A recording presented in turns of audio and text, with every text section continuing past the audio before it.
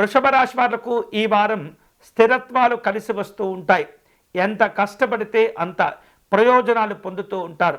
ఆర్థిక వ్యవహారిక విషయాల్లో పరిస్థితులు కొంత అనుకూలంగా ఉన్నప్పటికీ నెమ్మదిగా మీకు అనుకూలంగా మార్చుకోగలుగుతారు.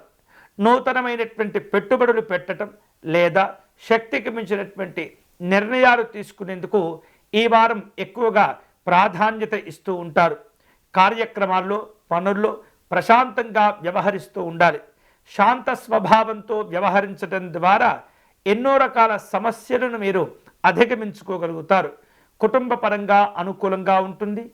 అభిప్రాయ భేదాలు రాకుండా అన్ని రకాల జాగ్రత్తలు తీసుకుంటూ ఉండాలి.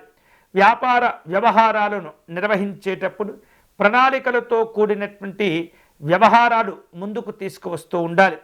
శారీరక సంబంధమైనటువంటి కొన్ని అనారోగ్యాలు ఇబ్బంది పెడుతూ ఉంటాయి. పని ఒత్తిడి పెరగటము, పని భారాలు పెరగటం వలన కొంత ఆందోళన, అలసటతో కూడినటువంటి సమస్యలు వస్తూ ఉంటాయి. పెద్దగా మీరు భయపడనవసరం లేదు.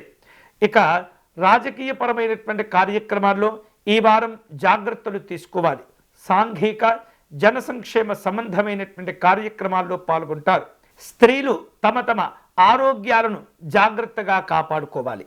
ఈ వారం వృషభ రాశి వారు విశేషమైనటువంటి శుభ ఫలితాలు పొందేందుకు, సమస్యలను అధిగమించేందుకు పార్వతీ అమ్మవారిని పూజించాలి.